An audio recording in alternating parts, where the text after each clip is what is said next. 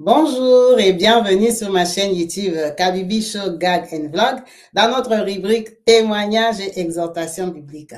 Comme vous savez, tous les jours du lundi au vendredi sur cette chaîne, on partage à 5h30 heure de France cette émission qui est exhortation biblique et témoignages. Donc n'hésitez pas à rejoindre la chaîne en vous abonnant et surtout à cliquer sur la cloche de notification, très important pour être au courant des vidéos que je partage et surtout quand je suis en direct. Alors, je prends soin de séparer l'exhortation du témoignage pour les personnes qui n'ont peut-être pas envie d'être enseignées ici ou alors qui veulent juste partager les témoignages à leurs amis, à leurs frères, à leur famille, aux non-croyants aussi. C'est notre façon d'évangéliser, de prouver que notre Dieu est tout-puissant et qu'il agit encore. Merci à vous tous. Alors, sans plus tarder, on va passer à l'enseignement que le pasteur Amadou a préparé pour nous aujourd'hui. Et pour moi, je vous rejoins juste après pour la rubrique témoignage. Merci à vous tous. Paix et grâce sur toi, mon Maccabi, paix et grâce sur la team au nom puissant de Jésus. Soyez grandement bénis, soyez richement bénis. Que la gloire de l'Éternel s'élève sur chacun d'entre vous, que la main de l'Éternel soit sur chacun d'entre vous et que la main puissante de l'Éternel vous arrache de tout danger, qu'elle vous transporte jusqu'à votre lieu de gloire, jusqu'à votre lieu de joie, parce que tel est votre héritage. Jésus dit, demandez, vous recevrez afin que votre joie soit parfaite. L'objectif est que Jésus te réponde, l'objectif est que tu reçoives, l'objectif est que ta joie soit parfaite.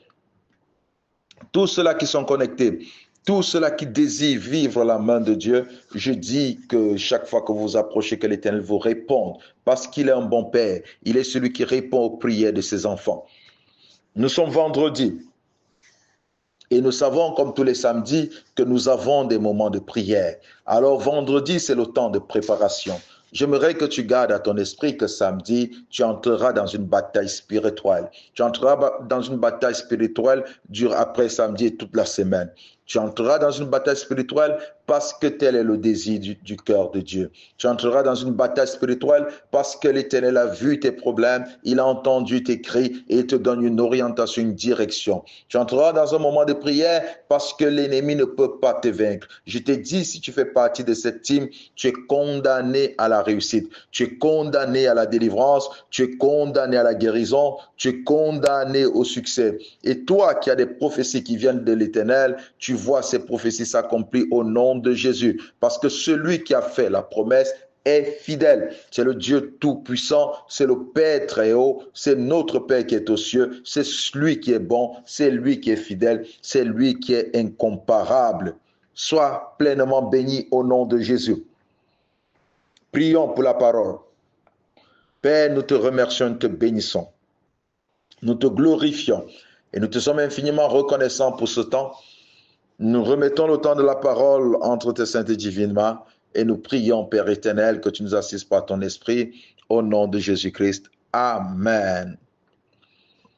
Prépare-toi pour la guerre, prépare-toi pour la guerre, prépare-toi pour la bataille. Jérémie 4, verset 19. Jérémie 4, verset 19.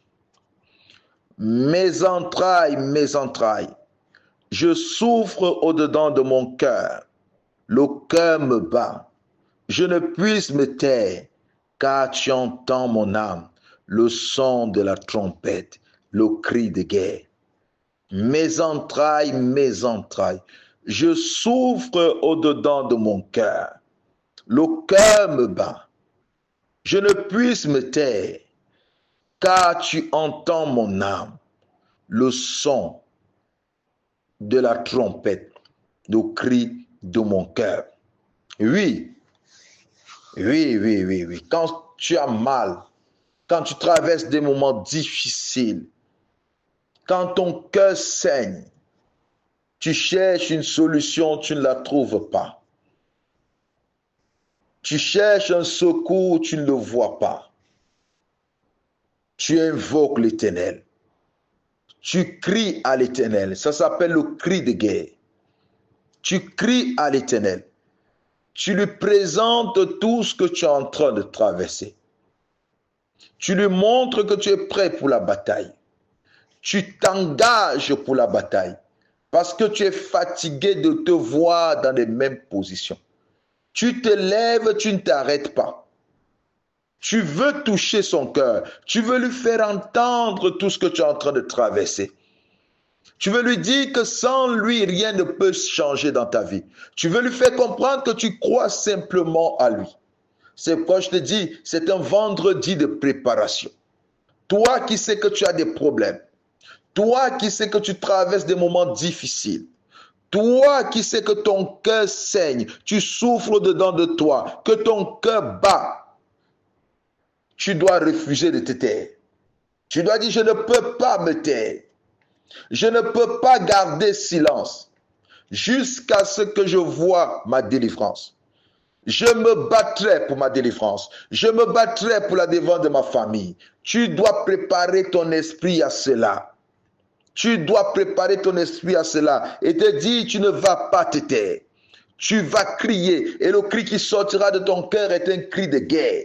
Oui, tu ne peux pas rester silencieux en face de ces difficultés. Tu ne peux pas rester silencieux en face de ces souffrances. Tu ne peux pas laisser silencieux. Tu dois faire entendre le cri de ton âme. Bartimée était assis. Il était assis. Il mendiait. Il avait des miettes. Il s'est rendu compte que non, ma vie ne peut pas être ainsi. Je ne peux pas continuer à mendier. Quand il a vu une opportunité arriver, il a saisi cette opportunité. Il a crié fort. Il n'a pas vu les gens, il n'a pas écouté les gens. La Bible dit, des gens cherchaient à le faire taire. Oui. Des gens cherchaient à le faire taire. Il y a des personnes qui vont chercher à te faire taire. Il y a des occupations qui viendront pour te faire taire. Il y a des amitiés qui viendront pour te faire taire. Ils vont te visiter seulement le samedi à l'heure de la prière. Ils vont te visiter seulement le week-end à l'heure de la prière. Des opportunités que tu n'avais pas vont arriver. La visite de certains amis. Mais tu dois te préparer le vendredi pour la prière du soir. Oui. Tu dois te préparer le vendredi pour la prière du soir, de samedi. Tu dois te préparer. Celui qui se prépare est celui qui se sent fatigué. Jésus dit, venez à moi, vous tous qui êtes chargés et fatigués. Venez à moi, vous tous qui êtes chargés et fatigués. Celui qui ne se sent pas chargé et fatigué ne s'approche pas de Dieu. Celui qui s'approche, celui qui se lève est celui qui est fatigué de sa situation. Bartimée a commencé à crier parce qu'il était fatigué. Et quand le Seigneur dit, qu'est-ce que tu veux que je fasse? Il dit, je veux voir, je veux recouvrer la vue. Il était né aveugle, mais il était fatigué d'être aveugle. Il était fatigué de vivre cette situation. Et c'est pourquoi il criait à Jésus. Des gens pouvaient le faire taire, mais ce n'était pas son problème. Il ne faisait que crier. On pouvait tout lui dire, ce n'était pas son problème. Il ne pouvait que crier. Alors, ne te repose pas. Parce que nous sommes ici pour que des choses changent. Nous sommes ici parce que l'Éternel nous voit ici.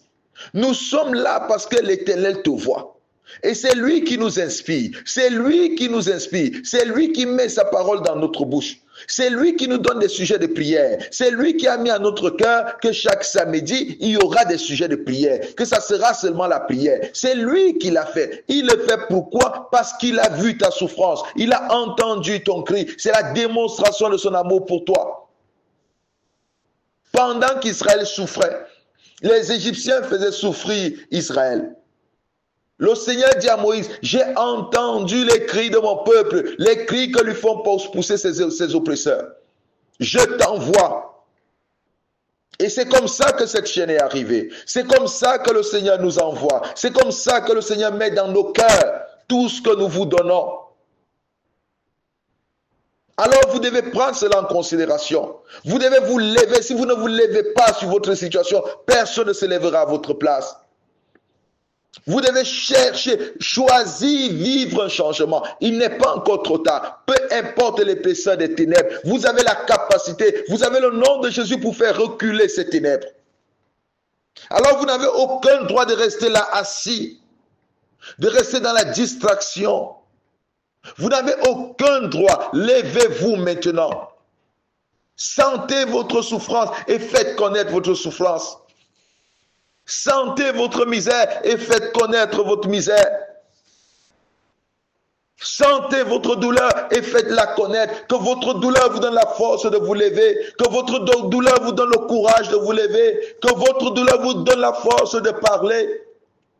Vous ne pouvez pas vous taire. Vous ne pouvez pas vous taire. Vous devez vous lever et vous devez parler sans vous arrêter. Oui, vous ne pouvez pas vous taire. Ésaïe 62, verset 1. Ésaïe 62, verset 1. Pour l'amour de Sion, je ne me tairai point. Pour l'amour de Jérusalem, je ne prendrai point de repos, jusqu'à ce que son salut paraisse comme l'aurore et sa délivrance comme un flambeau qui s'allume. Oui, pour l'amour pour toi, pour l'amour pour ta famille, pour l'amour pour tes enfants, pour l'amour pour ton mari et pour ton épouse, pour l'amour pour ta vie, tu dois parler comme Ésaïe. Tu ne peux pas garder silence jusqu'à ce que tu vois la délivrance de l'Éternel. Tu ne dois pas connaître le repos jusqu'à ce que tu vois ta délivrance. Tu ne dois pas te taire jusqu'à ce que tu vives ta délivrance. Tu dois refuser cela, tu dois refuser cette situation, tu dois refuser de te reposer, tu dois refuser d'être fatigué, tu dois te lancer dans la prière. Tu dois te lancer dans la prière et tu verras les résultats.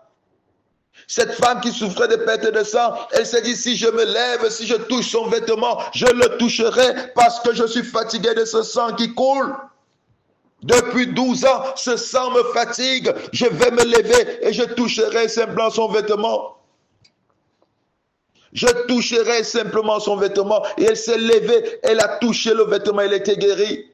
David a vu Goliath, il a dit, je ne m'arrêterai pas, je vais le poursuivre et je vais le tuer. Il y a des moments où tu dois te dépasser, des moments où tu dois prendre des décisions, des moments où tu dois prendre des résolutions, tu dois affronter ta situation, parce que tu as le nom de Jésus, tu l'as le nom de Jésus, c'est le nom puissant, c'est le nom qui ouvre des portes, c'est le nom qui renverse l'ennemi, c'est devant ce nom que tout genou fléchit, le genou de la sorcellerie fléchit, le genou des démons fléchit, le genou des magiciens fléchit. Oui, c'est le nom de Jésus, le seul nom qui est au-dessus de tout nom, le seul nom qui fait fléchir tous les genoux, même le genou du diable fléchit, même le genou des démons fléchit.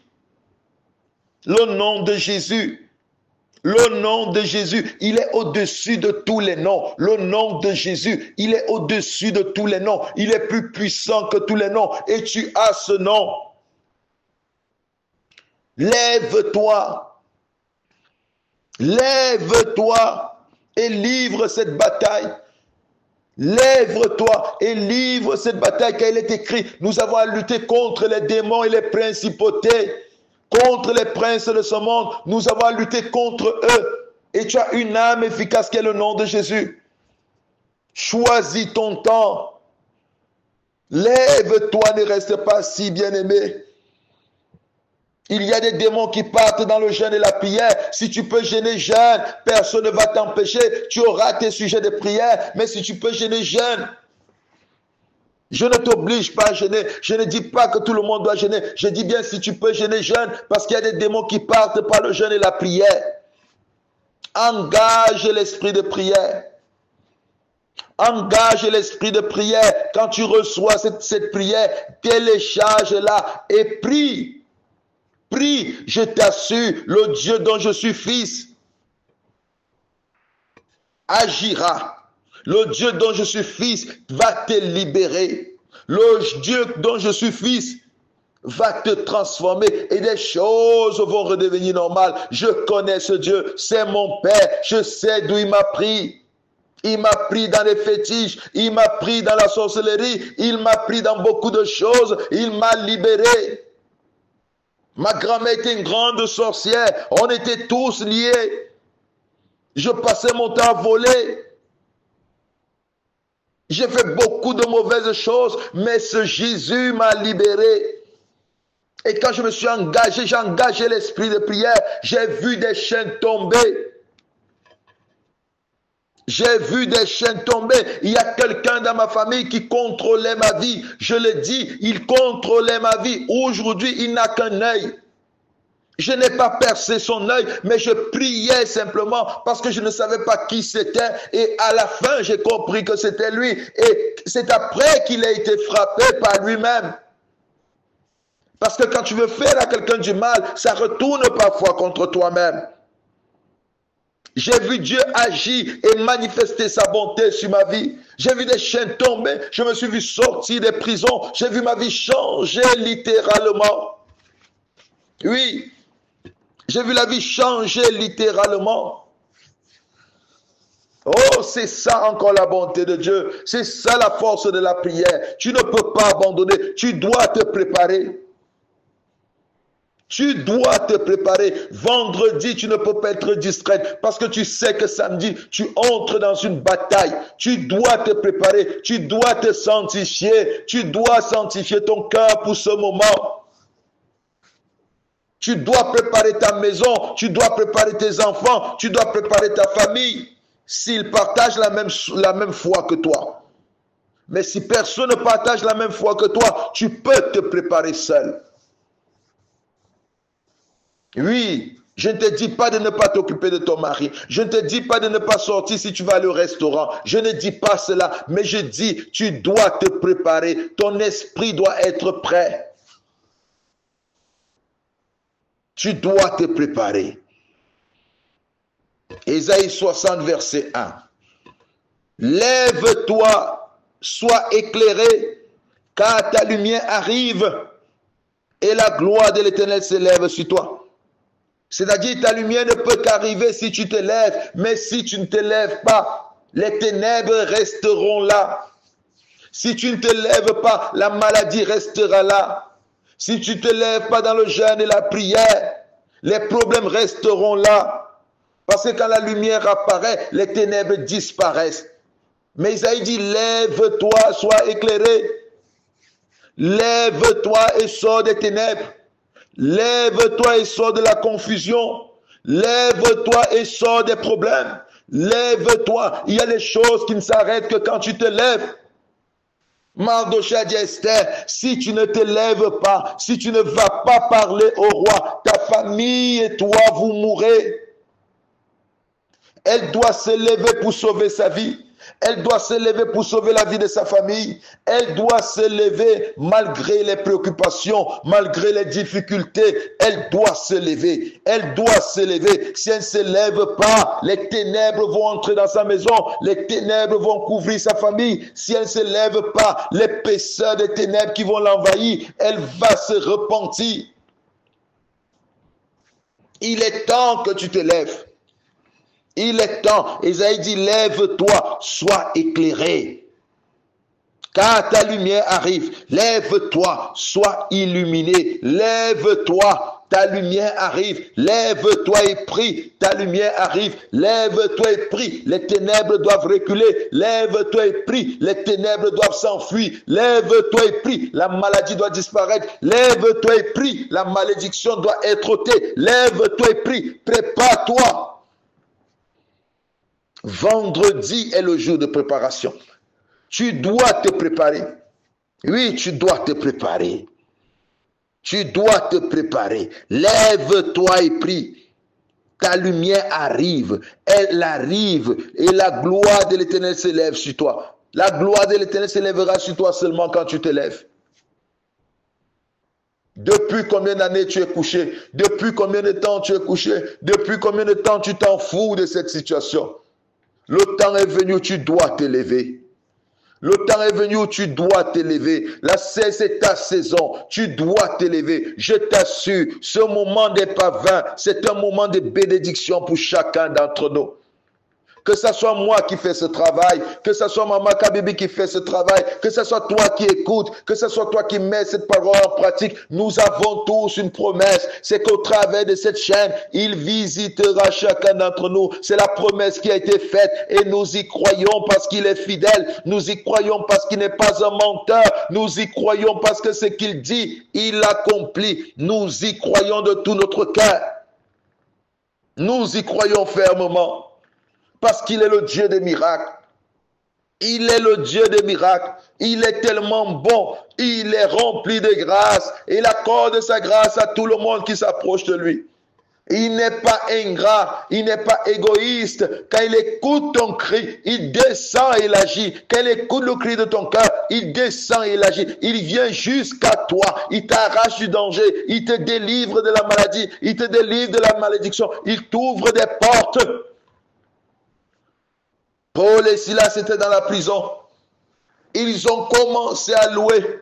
Ils ont commencé à louer. Ils ont commencé, continuer à louer le Seigneur. Et les portes de prison se sont ouvertes. La Bible dit les fondements sont tombés. Il y a des fondements qui doivent tomber. Les fondements de la sorcellerie qui doivent tomber. Les fondements de la malédiction qui doivent tomber. Les fondements sataniques et diaboliques qui doivent tomber. Tout fondement doit tomber parce que tu y souffres. Peut-être il y a un fondement quelque part. Prépare-toi parce que samedi, tu dois te battre. Lève-toi, ne regarde pas ta vie ainsi.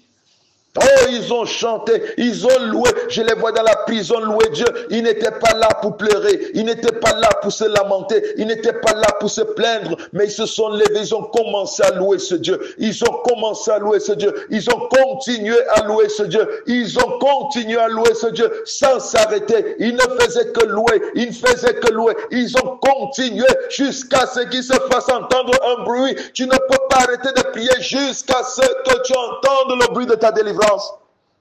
Tu ne dois pas arrêter jusqu'à ce que tu entendes le bruit de ta délivrance, jusqu'à ce que tu vois des murs tomber, jusqu'à ce que tu vois des chaînes tomber, jusqu'à ce que tu vois des portes ouvertes, jusqu'à ce que tu vois un changement. Tu n'arrêteras pas de prier. Je prie et je déclare qu'aucune personne de cette team n'arrêtera de prier. Non, tu es affecté, condamné à la prière au nom de Jésus. Tu es affecté par l'esprit de prière parce que la victoire est dans la prière.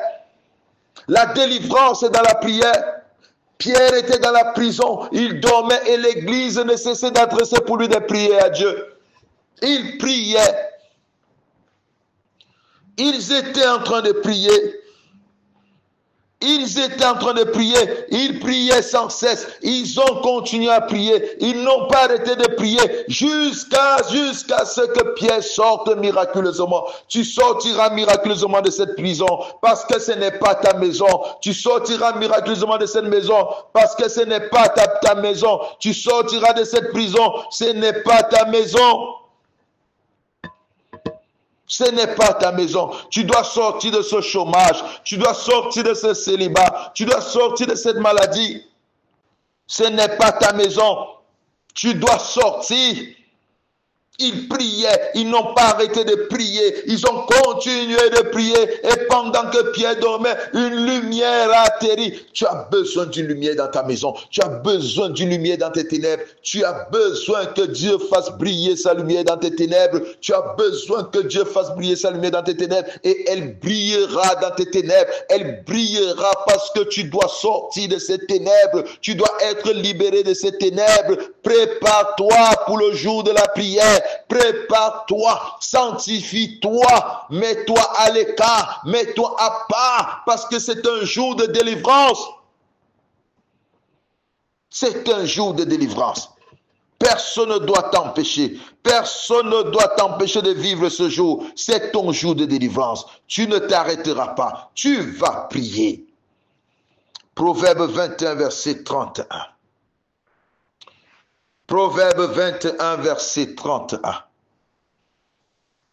Le cheval est équipé pour le jour de la bataille, mais la délivrance appartient à l'Éternel.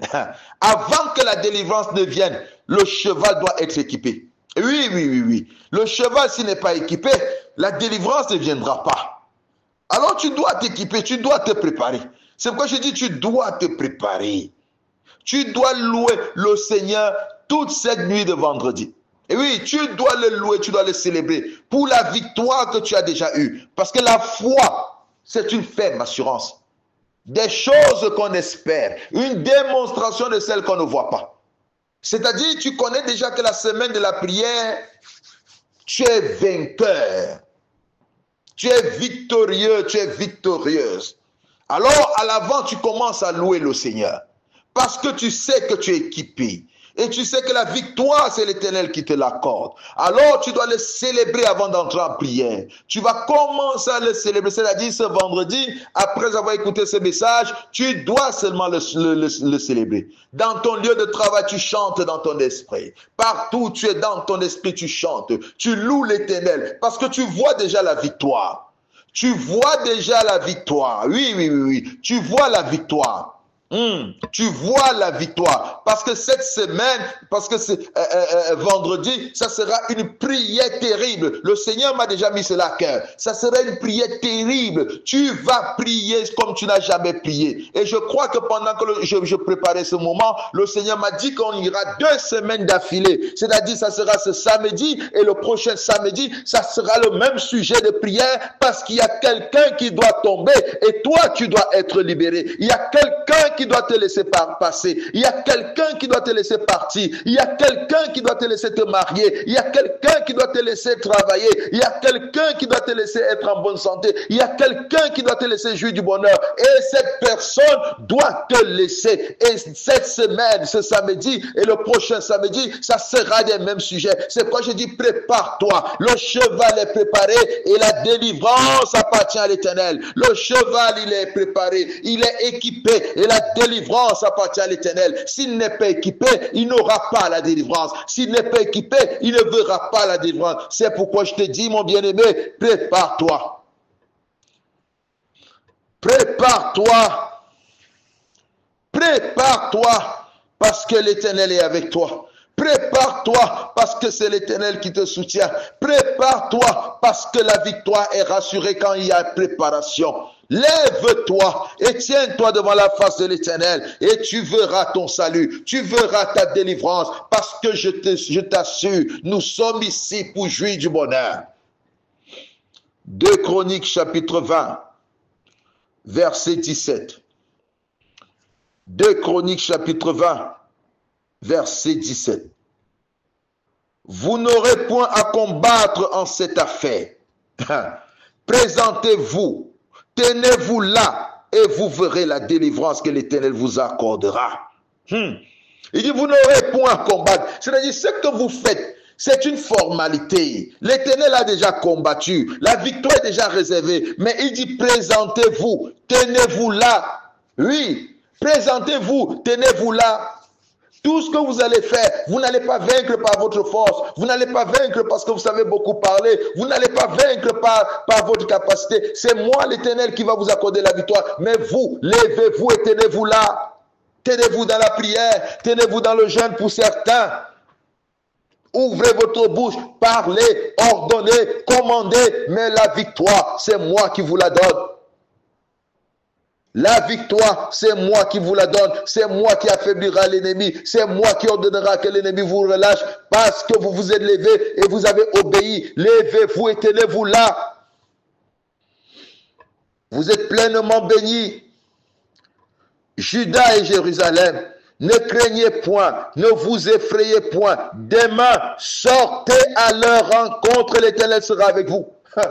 Il dit, demain, sortez à leur rencontre, l'Éternel sera avec vous. Je vous dis, samedi, levez-vous, l'Éternel sera avec vous. Levez-vous, tenez-vous là dans votre maison, tenez-vous là où vous êtes et commencez à prier. Tenez-vous dans la prière, tenez-vous dans le jeûne, levez-vous, la délivrance viendra de l'Éternel. Je dis levez-vous, la délivrance viendra de l'Éternel. Je vois des géants qui vont tomber, je vois des portes qui vont s'ouvrir, je vois des barrières qui vont sauter, je vois des personnes qui vont entrer dans leur destinée, des personnes qui vont vivre leur gloire, quel que soit votre âge, quel que soit votre âge, quelle que soit votre vie. Je dis l'Éternel va vous visiter, l'Éternel visitera votre maison, l'Éternel visitera visitera votre famille. L'Éternel vous visitera. Je vois la gloire de l'Éternel s'élever sur vous. Je vois la manifestation de la puissance de Dieu. Je vois la délivrance de l'Éternel et je vois la restauration totale. Préparez-vous pour ce grand jour. Préparez-vous pour ce jour merveilleux. Préparez-vous pour ce jour de gloire. Préparez-vous. Adorez le Seigneur. Louez-le ce vendredi. Louez-le simplement parce que samedi sera un moment de prière où il vous laisse passer, où il tombe. S'il ne vous laisse pas passer, ils tomberont parce que vous devrez être libre. Libre pour prospérer. Libre pour vous marier, libre pour réussir, libre pour servir, libre pour marcher dans la sanctification, libre pour être agréable aux yeux des hommes, libre. Soyez pleinement bénis. Au nom de Jésus. Alors, nous allons passer à notre témoignage. Merci à vous tous. Aujourd'hui, comme vous savez, on va partager encore la gloire de Dieu dans la vie de notre sœur qui est venue le témoigner. Notre maman est une maman centrafricaine. Alors, comme vous savez, dans cette vidéo, tous les noms sont des noms d'emprunt. Aujourd'hui, j'ai choisi les noms de maman Dina et maman Delphine que je salue. Ce sont des mamans de la team. Alors, on va utiliser les noms pour illustrer cette histoire forte. Maman Delphine est une Africaine qui est née en Centrafrique dans la ville de Bangui. Elle est l'enfant de qui? Elle est l'enfant de son père. Son papa, c'est un bon tonton qui a fait des études, qui a eu l'argent, qui a joué la vie, qui avait sa femme et ses enfants. Quand l'argent lui a donné la folie, il a vu Maman Dina. Maman Dina, c'était une jolie métisse. Ah, oh, Kabibi, tu as dit que les femmes claires sont belles. C'était une métisse en Centrafrique. Le tonton là voulait une métisse dans sa voiture. Ah, il a fait le choix d'aimer Maman Dina. Quand il va aimer Maman Dina, ça veut dire que tout est accompli. Il a une belle femme. Maintenant, il faut faire quoi? La faire mettre au monde pour que ça soit sûr que c'est ta pièce rare à toi. Avec Maman Dina, ils mettent au monde Delphine. Donc, vous comprenez que Delphine, elle a un teint compliqué. Voilà. Très content. Ah, Dina, c'est devenu ma femme, vraiment. Donc, elle est assise là. Comme Dina est devenue rideau de la maison, il peut chasser dehors. Tu as déjà accouché. Tu as déjà mis au monde. Tu es fini, non? Tu vas aller où? Donc, le papa là, il a commencé à tromper Dina. Il avait oublié que Dina, elle était métisse. Et Dina, elle avait une autre vision de la vie. Qu'elle était jeune. Elle estimait que lui, il est vieux, il doit s'occuper d'elle. Il ne doit pas la mettre rideau de la maison. Elle a dit, ah bon, c'est ça que toi tu crois. Si tu continues, le mariage va terminer. Elle a menacé. Elle est partie chez eux. Il est venu supplier avec les cadeaux, avec les biens. Dina rentre seulement. Ça fait quoi? Il a demandé pardon. C'était l'erreur. Dina est retournée. Elle a mis au monde un deuxième enfant. Dès qu'elle met au monde comme ça, elle dit, ça c'est ma fanatique. Elle va aller même où? Il a recommencé. Ah bon? Il a fait une des trois dans les mariages. France. Elle a abandonné. Elle est partie, elle a laissé ses enfants. Comme il a l'argent, il n'a qu'à les élever. Elle est partie, le mariage est terminé. Quand Maman Dina arrive en Europe, elle a sa famille et tout ça, elle se branche, papa, un blanc. Elle a recommencé la vie au propre. Le papa est resté comme ça, hein? Ça veut dire que le mariage est terminé. Ok. Bon, comme c'était un bon tonton, on l'a récupéré, non? Il a trouvé que les métis, c'est mal à la tête. C'est bien, il cherche une femme comme Kabibi, comme ça. Si elle s'assoit, elle va s'y porter. Donc, il a épousé une autre femme de Bangui.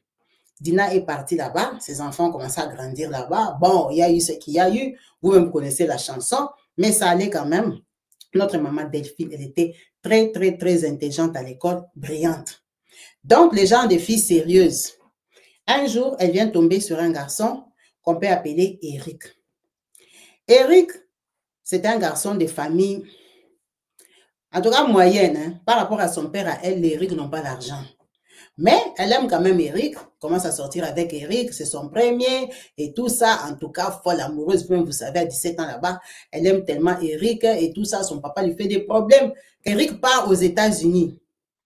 Quand Eric part aux États-Unis, il dit qu'elle doit aller rester chez eux. Son papa refuse. Bon, tu ne l'as même pas épousée. Elle a fouillé, elle est partie habiter chez Eric. L'amour was too sweet.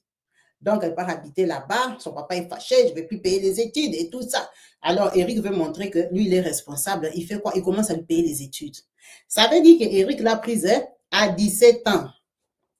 Elle habite là-bas, elle force, elle part chez son papa avait une autre femme, donc vous voyez, ça s'est passé trop mal, c'est pour ça qu'elle est partie là-bas. Sa maman faisait les démarches qu'elle ne donnait pas pour que ses enfants viennent en Europe.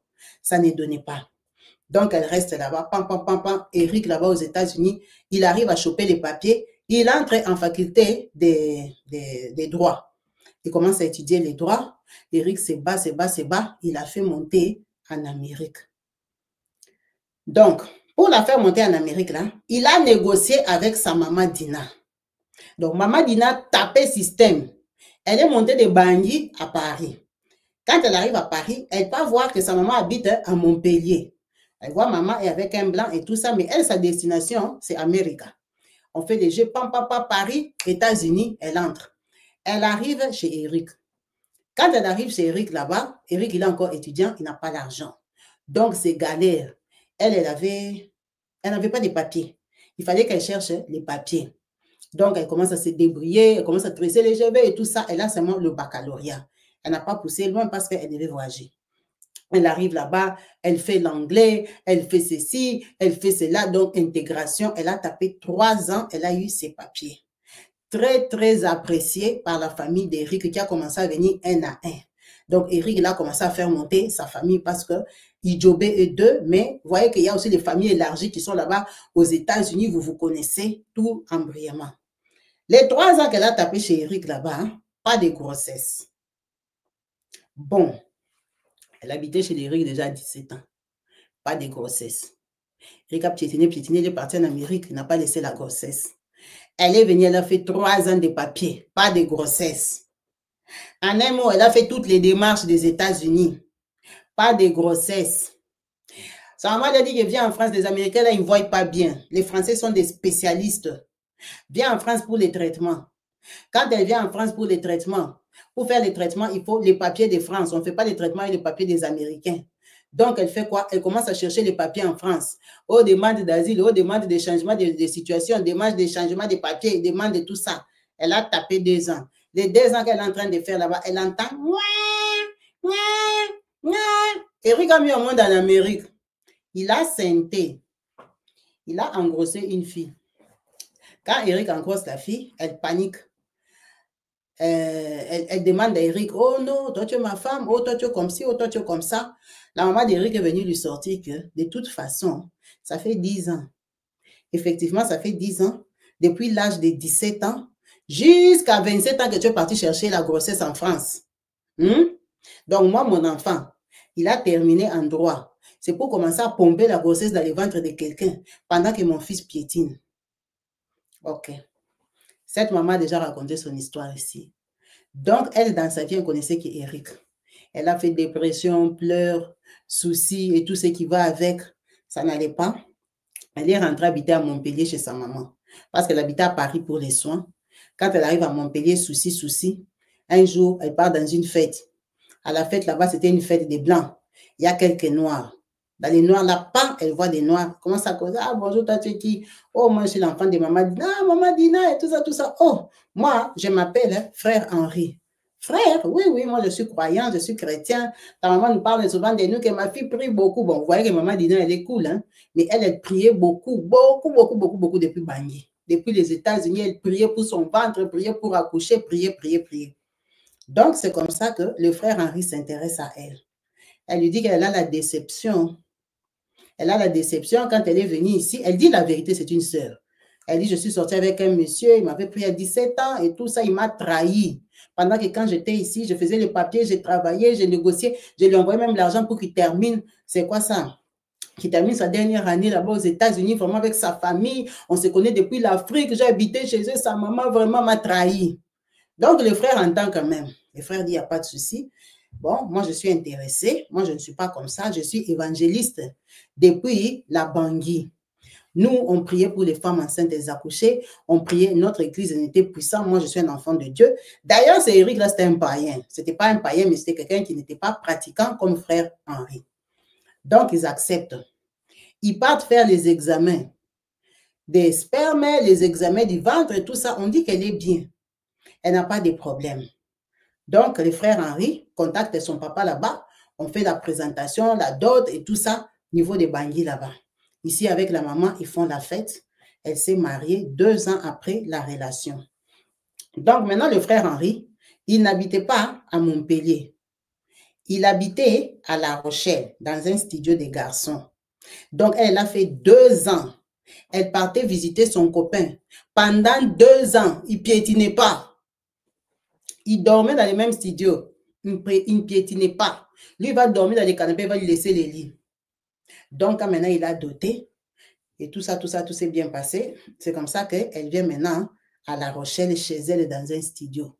Les frères venaient de terminer en tant qu'ingénieurs, mais ils n'avaient pas encore de travail. La Rochelle, c'est très raciste. C'est beau là-bas chez les riches, mais c'est chez eux, quoi.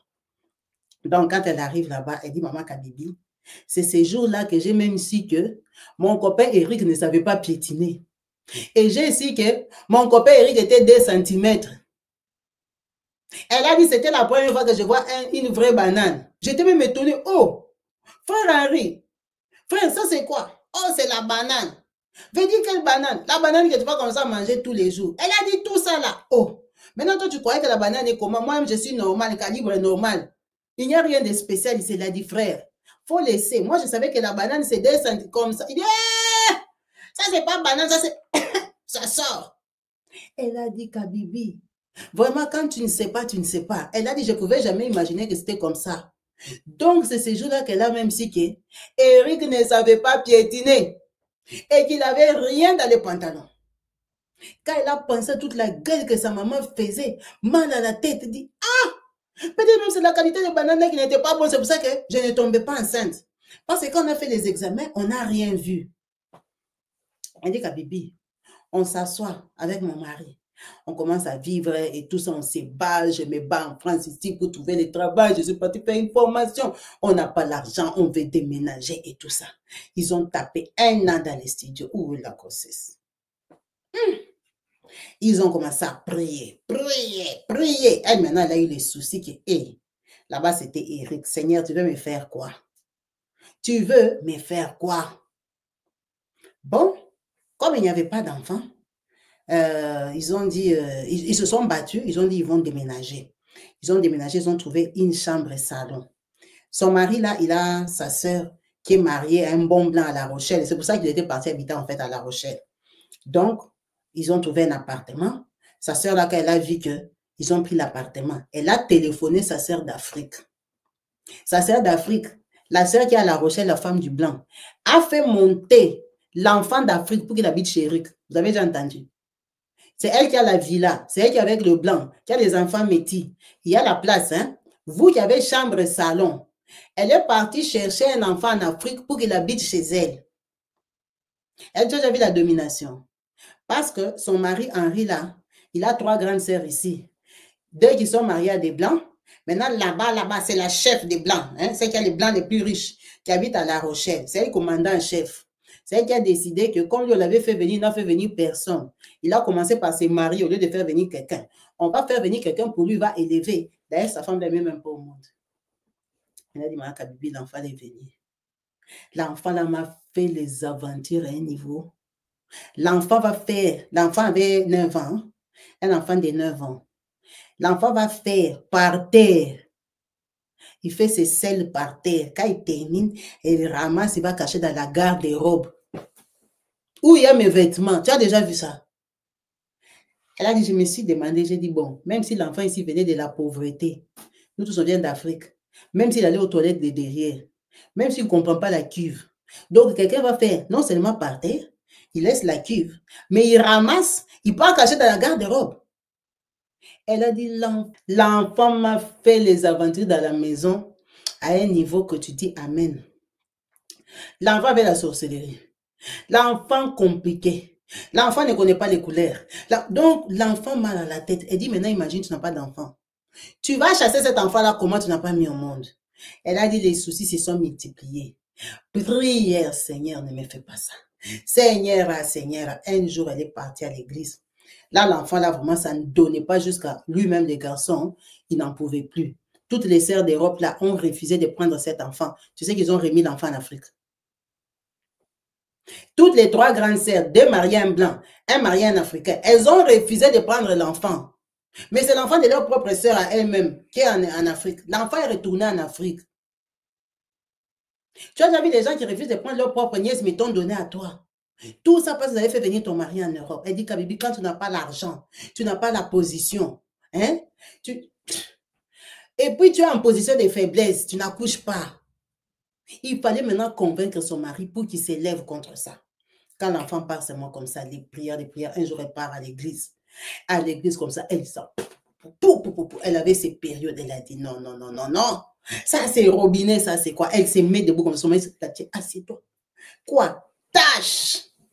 Une grosse tache de sang comme ça. Elle a dit, heureusement, c'était en hiver. J'ai porté des manteaux. On est rentré à la maison. J'ai été mal. Le lendemain, urgence, c'est pas chez le médecin. Médecin, j'ai saigné, je n'ai pas compris. Les cailloux de sang. Le médecin part en branche comme ça, lui dit que, oh non, madame, vous avez un fibrome. Il dit, fibrome? À quel âge? 29 ans. Fibrome à 29 ans. Tu as des fibromes à 29 ans, on a vu fibrome de 9 cm, fibrome de 2 cm. Ils étaient très étonnés parce qu'on leur avait fait les examens 2 ans avant. Il n'y avait pas de fibrome, même pas 1 cm. Comment un fibrome est passé des non-existants à 9 cm et puis ils sont même 2? Elle a dit, ça m'a tapé la dépression. Le médecin me dit, oh, c'est pas grave, on va t'opérer et tout et tout.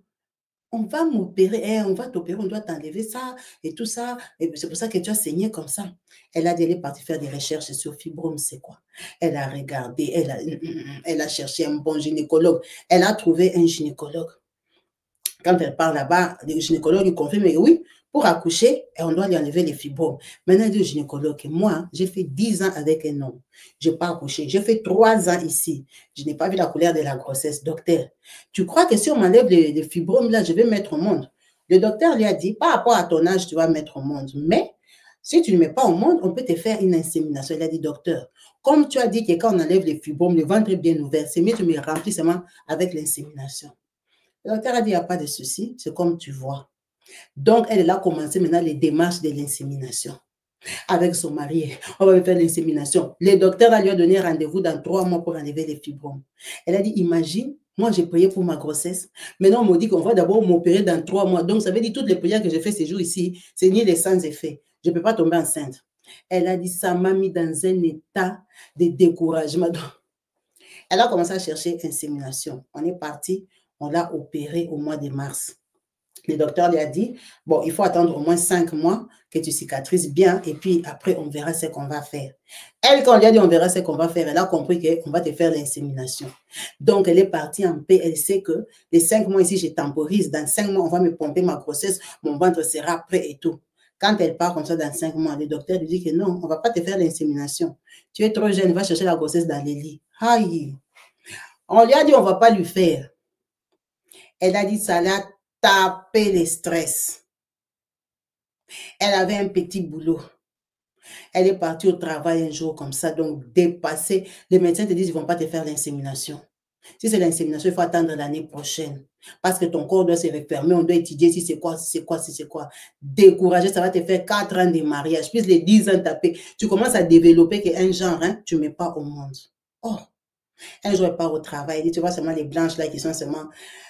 Il n'a jamais dit, toi tu as la poitrine debout comme ça, hein. Toi tu n'es pas enceinte. Elle dit non. Elle dit, il ne faut pas jouer avec moi. Il ne faut pas croire parce que je suis blanche. Moi je sens la grossesse même des 2 jours. Toi tu es enceinte. Elle a dit, je ne suis pas enceinte. Moi comme je suis là, je serai enceinte l'année prochaine. L'année prochaine, on va me faire l'insémination. Là, je ne suis pas enceinte.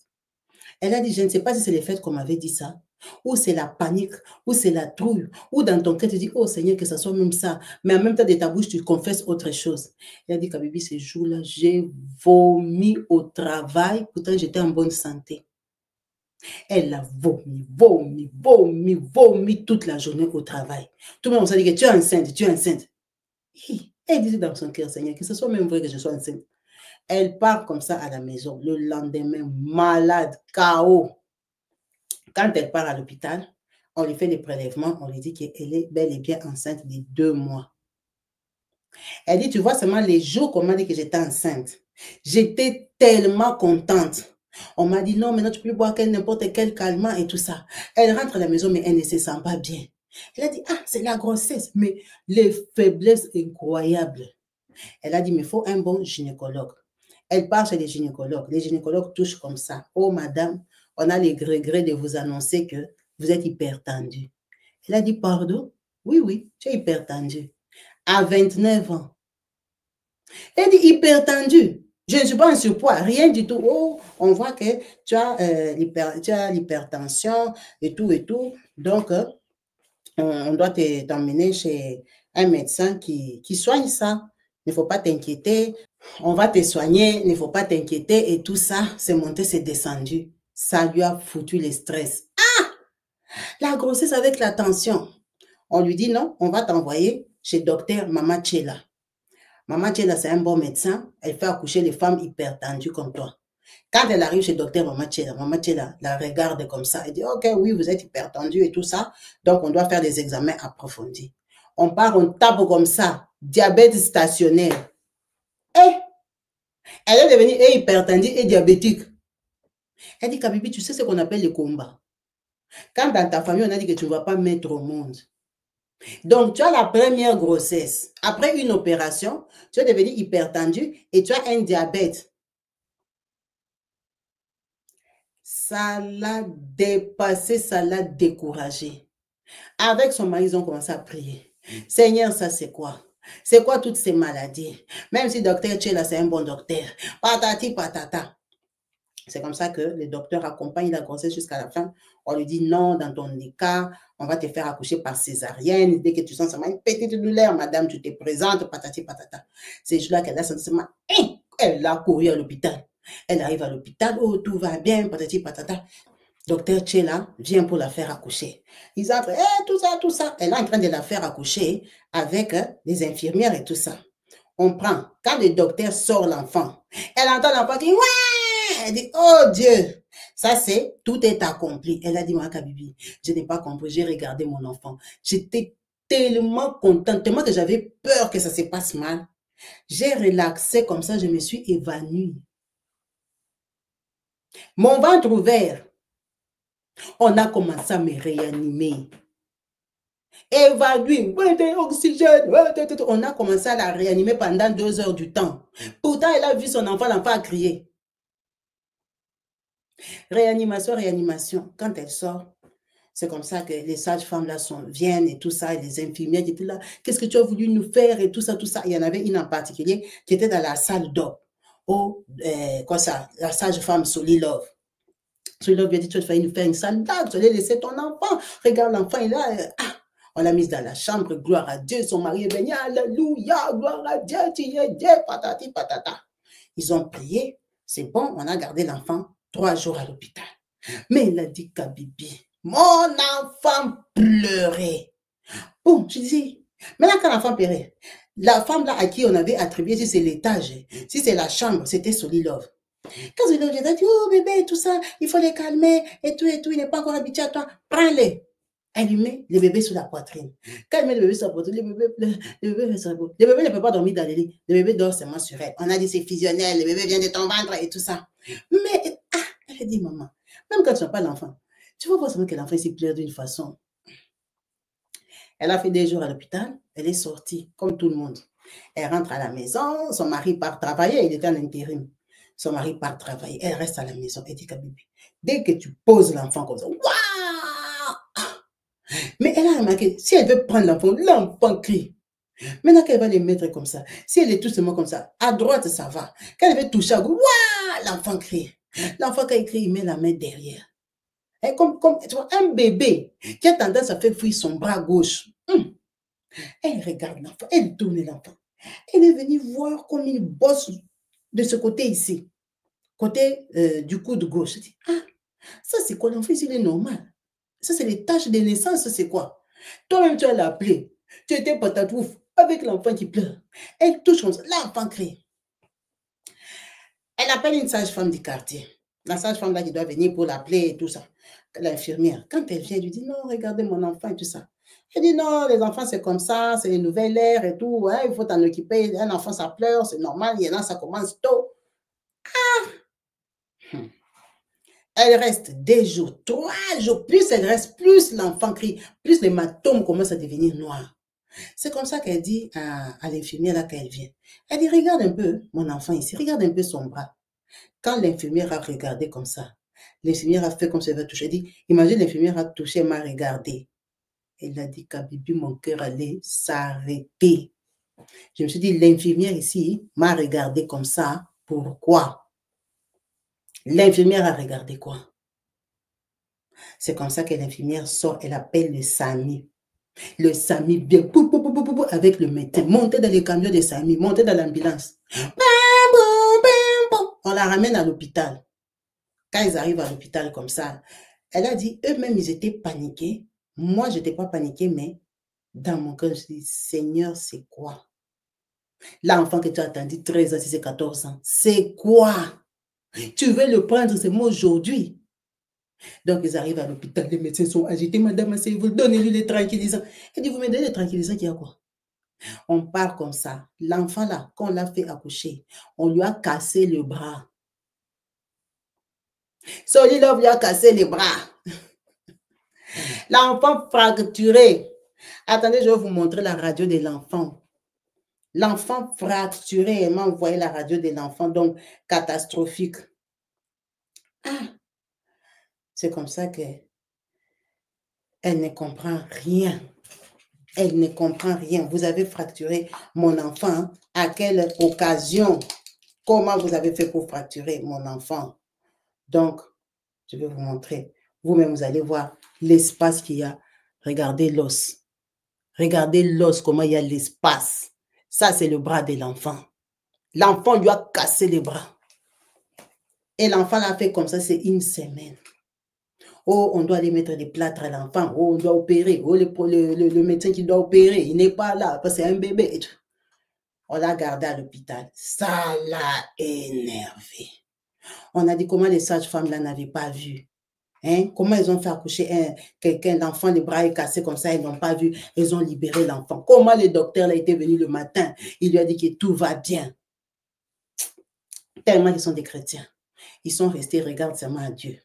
Donc, le lendemain, elle reste là-bas. Les solidaires viennent encore. Elle a dit, madame, ne touchez plus à mon enfant. Oh, mais elle a dit, ne les touchez plus. L'enfant ici, on l'a mis au monde, j'ai fait 2 jours ici, 2 jours ici à l'hôpital. Vous n'avez rien vu. Je vous ai dit que mon enfant pleure, vous m'avez dit que les enfants pleurent. Maintenant, je vais venir prendre mon enfant pour aller encore appuyer. Ne touchez plus mon enfant, je vais les laver seul, je vais m'en occuper seul jusqu'au jour de l'opération. Elle a dit, elle a attendu 4 jours pour qu'on opère l'enfant.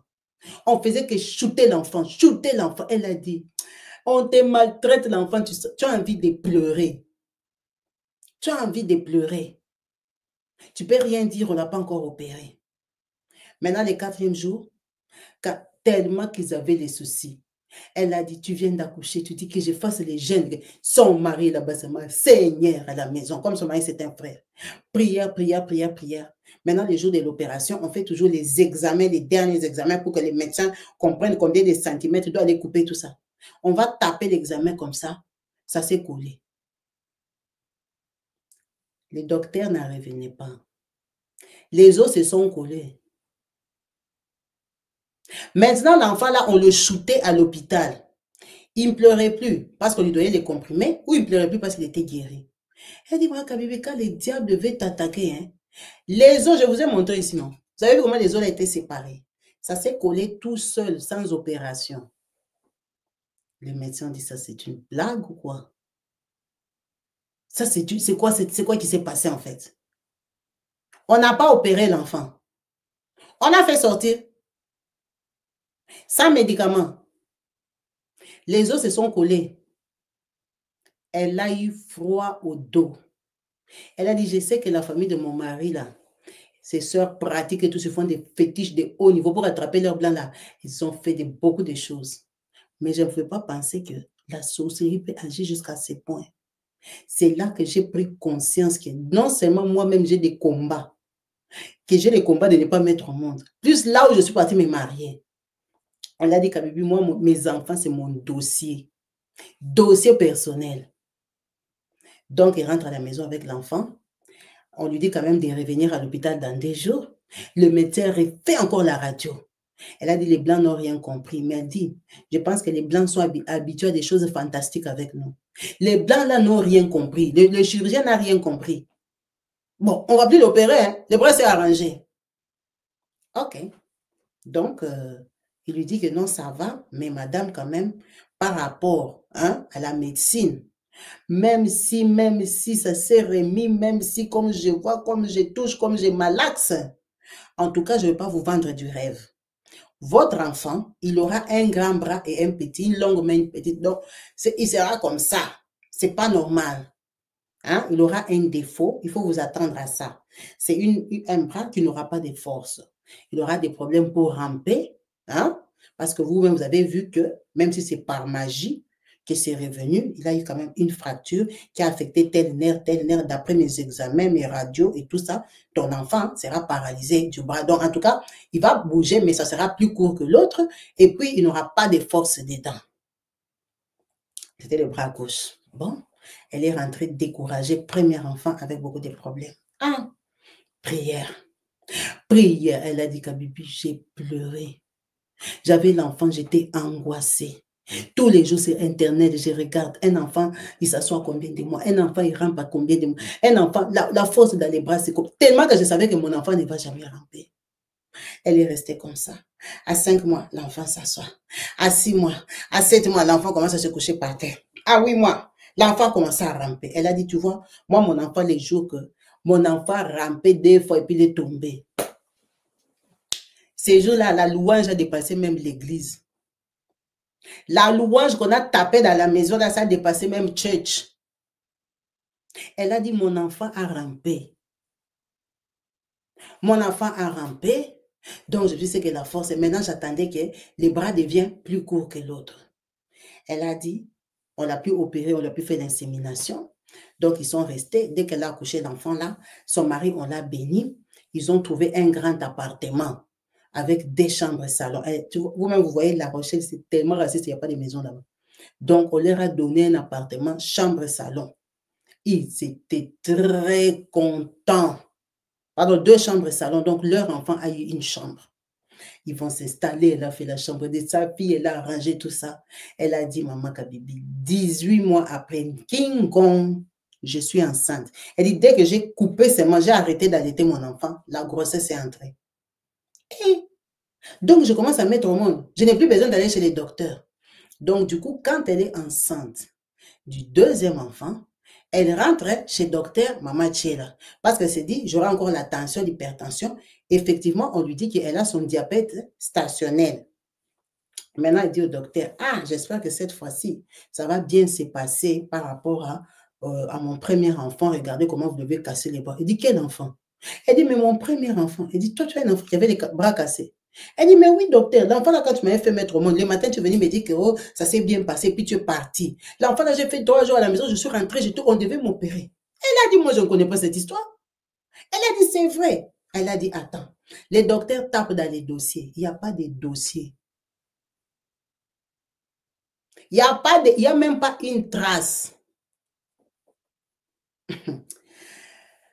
Elle a dit, j'hallucine ou quoi? Docteur, vous connaissez les chirurgiens, maman la moissonneuse, c'est elle qui devait opérer mon enfant. Non, moi je ne suis pas au courant de ça. Le docteur a commencé à appeler, tel service, tel service. Oh oui, on devait l'opérer, mais comme l'enfant là, les bras étaient guéris, on n'avait pas vu important d'écrire.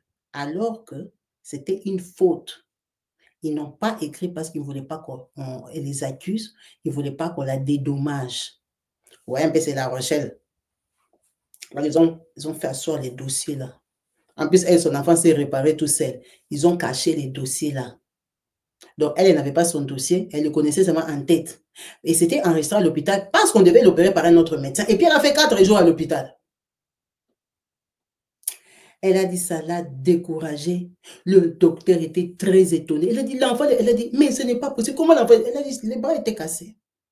Elle a dit, j'ai commencé à pleurer dans le bureau du docteur là, quand j'ai compris qu'elle ne savait pas. Pourtant, je lui en voulais. Pendant les 2 ans, je disais, ce docteur, on m'avait dit, c'est un bon médecin, elle fait des bons suivis, elle fait bien accoucher les gens, elle a cassé le bras de mon enfant et tout ça. Pas de lettres, pas de regrets, pas, rien du tout. Directement, va chez le pédiatre. Donc, je ne voyais plus le gynécologue. Le médecin s'est excusé, il a dit, je ne savais pas, je n'étais pas au courant. En tout cas, pour la grossesse ici, c'est toi et moi, avant et après. Même après, tu viens me voir. Elle a dit, donc, ça m'a créé comme un dossier de faveur chez les médecins là. Imagine, c'est La Rochelle. Hein. Donc, elle commence à partir là-bas, les médecins là la suivent bien, la grossesse, il y a toujours son diabète là et tout ça. Donc, papa, on l'a fait accoucher encore par césarienne. Elle accouche du 2e enfant. Quand elle accouche du 2e enfant, elle m'a dit, tous ses enfants sont venus avec la chance. Quand elle avait accouché le premier enfant, ils avaient eu l'appartement et son mari avait acheté une voiture 305. Donc, ils avaient une 305, ils étaient passés à une mono espace, à une voiture plus grande. Ça, c'est quand elle avait accouché le premier enfant.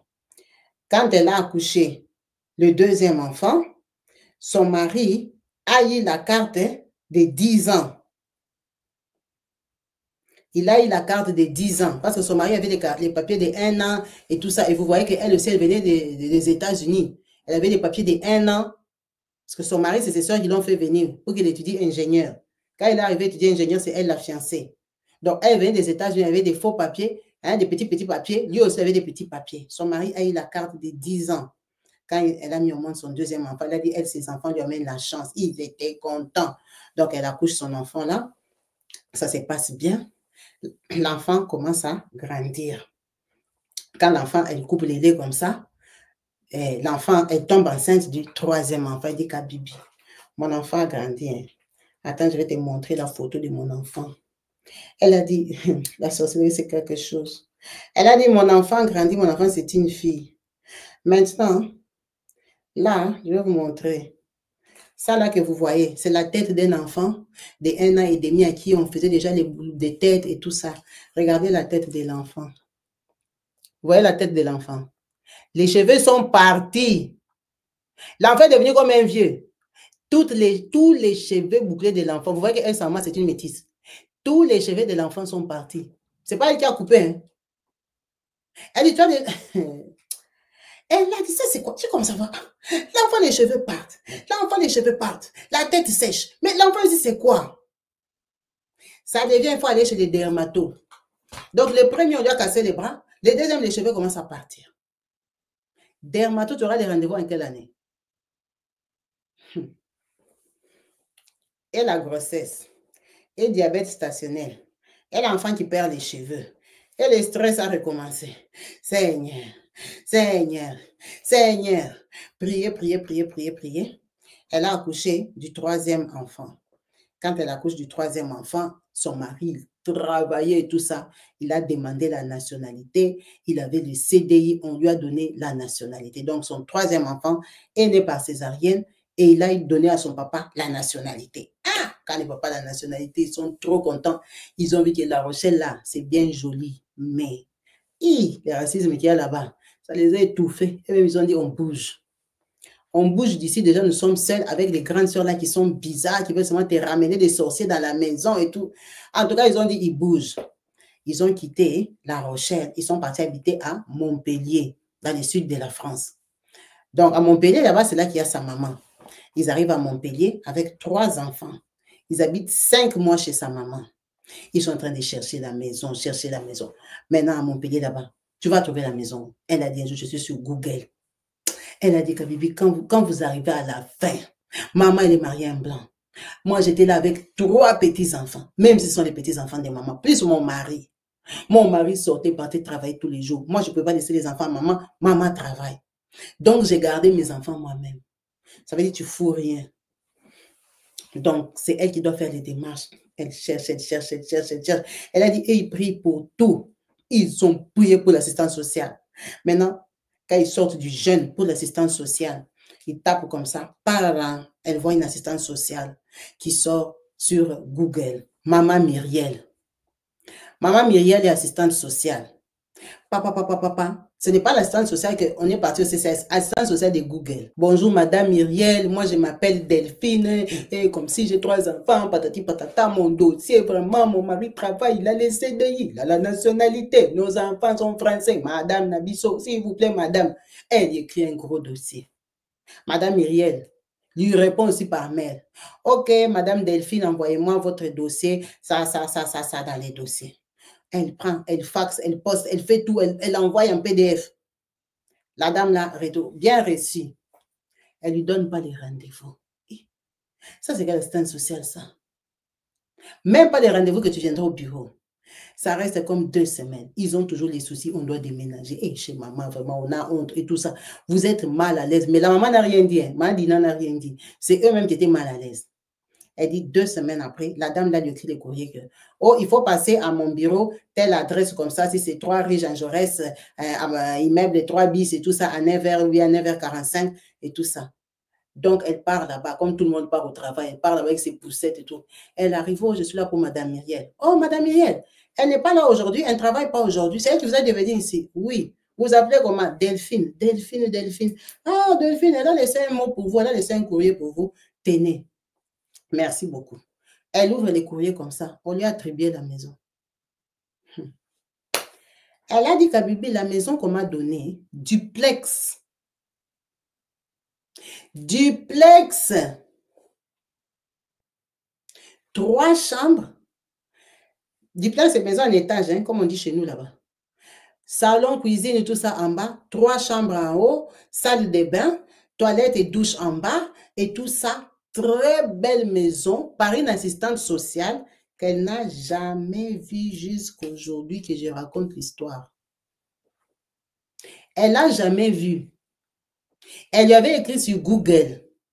Elle aussi, elle lui a répondu sur email. Parce que sur Google, elle lui avait donné son email. La sœur lui a dit, envoie-moi les dossiers. Elle a envoyé les dossiers. On lui a donné la maison sans visiter, sans rien du tout. Pas que ça te plaît, on ne lui a pas demandé. Donc, elle-même, elle a dit seulement que ça va lui plaire. Elle lui a donné la maison. Elle a dit, je ne l'ai jamais rencontré de ma vie. Parfois, je me demande, c'était une vraie personne ou pas? Toi, tu as déjà pris la maison en France, dans le sud de la France, sans faire les démarches. Parce que nous, on cherchait même une instance, on va comme ça, les pointer là-bas tous les jours, madame, les dossiers, madame. Non. Elle n'a jamais vu la femme là. Un courrier, la maison. Elle a dit, quand Dieu veut te donner quelque chose, hein, toi, en fait, il fait l'impossible à tout niveau. Les gens étaient étonnés. Maintenant, quand on me demandait, c'est qui ton instance sociale? J'ai dit, c'est Madame Myriel. Madame Myriel, elle est comment? Je ne la connais pas. Je ne l'ai jamais vue. Donc, ils partent aménager dans les duplex. Ils sont très contents. Elle arrive dans les duplex là, elle tombe enceinte du 4e enfant. Bénédiction sur bénédiction. Jusqu'à ce qu'on va acheter l'immeuble. Elle dit, là je te dis, hein, j'ai fait 13 ans sans mettre au monde, 10 ans avec l'américain, 3 ans au mariage. Quand la grossesse vient, tu peux bouder. Elle dit, tu sais combien de fois moi j'ai rêvé l'enfant, j'ai rêvé les bébés, j'ai rêvé qu'un jour je vais dans les magasins de couches. Un jour moi aussi je vais acheter les sucettes. Hein? Elle tombe enceinte. Quand elle tombe, tout ça là, elle ne travaille pas. Elle tombe enceinte. Quand elle tombe enceinte, le 4e enfant a amené quoi? Elle accouche. Quand elle accouche comme ça, c'est après le Covid. Hein? Donc, ils étaient partis chez sa maman, c'était la période du Covid, en 2021. Donc, elle accouche en 2022, son enfant. On donne le CDI à son mari. Donc, un travail à la durée indéterminée. Ah, quand même, l'enfant a mené le CDI. Donc, ils habitent là-bas et tout ça. Maintenant, ils ont 4 enfants dans 3 chambres. Donc, 2 chambres pour les enfants et une chambre pour eux. Ah, il dit, chérie, nous sommes quand même des jeunes. Tout le monde achète la maison. Qu'on aille faire les dossiers. Nous aussi, on tente, on achète la maison. C'est le sud de la France. Hein. Le sud de la France, là, ils sont un peu tantôt plutôt. C'est un peu Marine Le Pen. Ça dépend de vous êtes où. Ça dépend. Donc, ils sont à Montpellier. Ils partent faire la demande que, oh, bonjour, nous aussi, on va acheter la maison. Amenez les fiches de paie. Quand ils donnent comme ça, on tape, dossier classé, rejeté. Vous êtes venu chercher quoi ici? On a fait quoi? Toi, avec ton salaire là que tu gagnes, c'est 2 000 €, tu vas acheter la maison où? Ça ne suffit pas. On a jeté leur dossier. Ah, elle est partie chercher les boulots. Quand elle part chercher le ciel à l'intérim, elle travaille, elle a 4 bébés, elle a 4 enfants. Elle travaille des heures, 3 heures, des heures, 3 heures. Elle a quand même un salaire de 900 € par rapport à leur calcul, comme ils avaient calculé que non, elle avait dit que si on a 3000, nous deux, ils peuvent nous donner. Quand ils reviennent encore comme ça, on lit seulement les dossiers à la poubelle, pas, sortez d'ici. Elle n'a pas les CDI. Et elle a dit, maman Kabibi, je suis partie chercher les CDI. Maintenant, il faut un CDI qui correspond. Mon mari travaille toute la journée. On a 4 enfants, des petits-enfants. Et moi, je ne travaille pas d'habitude. Parce que je devais garder les enfants, on en avait des petits. Donc, elle part chercher un CDI de nuit. CDI de nuit. Elle arrive, on l'a testé qu'une semaine, pas on lui a donné le CDI. Donc, elle commence à travailler la nuit. La nuit, là, elle doit partir, bon, c'était pas la nuit, hein, du soir. Elle commençait le travail de 16 h à 22 h ou un truc comme ça. Donc, c'était le soir. Maintenant, les jours qu'elle commence le travail comme ça, leur voiture, ils avaient déjà acheté ça. Un jour, ça m'a garé au parking comme ça. La nuit, non, ils ont garé la voiture. Ils ont laissé la voiture tranquille. Ils se réveillent le matin. La voiture est déclassée. Déclassée. Quelqu'un est venu cogner leur voiture. Boum! La voiture déclassée, ils ont 4 bébés, 4 enfants. Parce qu'elle, elle a accouché, tous les 18 mois, elle tombait enceinte. Vous-même calculez. Non, tous les 18 mois, elle a accouché. Tous les 18 mois. Elle a dit, Kabibi, toi-même calcule. Avec mes 4 bébés là, sans voiture à Montpellier. Montpellier, il y a les montagnes là-bas. Maintenant, vous allez faire comment? Lui travaille le matin, moi je travaille le soir. Même pour se relayer pour l'enfant, ça devient encore difficile. Ils sont entrés en prière. Seigneur, ça c'est quoi? Maintenant, on cherche l'argent pour la maison, on doit encore chercher l'argent pour la voiture. Gros problème. Elle a dit, j'ai tapé le boulot là, juste pour qu'on achète la maison. Ils ont galéré. Son mari est parti chercher une voiture, là, c'est de qui? Ils viendront là-bas, ils vont l'attendre avec tous les enfants. Les enfants, maman. Le papa avait 4 enfants, il a déjà travaillé toute la journée. Il dit, mon mari dormait comme ça au volant. Les enfants sont en train de pleurer. Ils sont assis en bas, ils m'attendent. Il dit, parce que si je dors là-bas, comment tu vas rentrer? Il avait cherché une fausse voiture, c'est les 1500. On doit pousser ça le matin. Vont, pousse bien, pousse fort, pousse. En Europe, il n'y a plus la voiture. Mais vous avez les projets de la maison. Elle a dit, je ne sais pas si c'est le stress. Tellement qu'on était stressé. J'ai rêvé 3 fois que je suis dans une maison. Tellement que vous voyez que tous les sacrifices, les enfants souffrent parce que je dois aller travailler pour qu'on achète la maison. À un moment, ils ont comme ça dit qu'on attende seulement. Maintenant, on va attendre quand ils grandissent. Bon, qu'ils grandissent dans l'appartement. Non. Nous aussi, l'âge avance. Plus l'âge avance en Europe, plus les chances d'acheter la maison terminent. Donc, c'est maintenant ou jamais. Elle a dit, maman Kabibi, je suis entrée en prière où j'ai décidé de donner la dîme. Ça, c'est prière spéciale. Elle a dit, elle donnait la dîme. Pourquoi? Parce que le verset sur lequel elle s'était appuyée, c'était « Tu touches les cœurs des rois ». Donc, Dieu touche les cœurs des rois.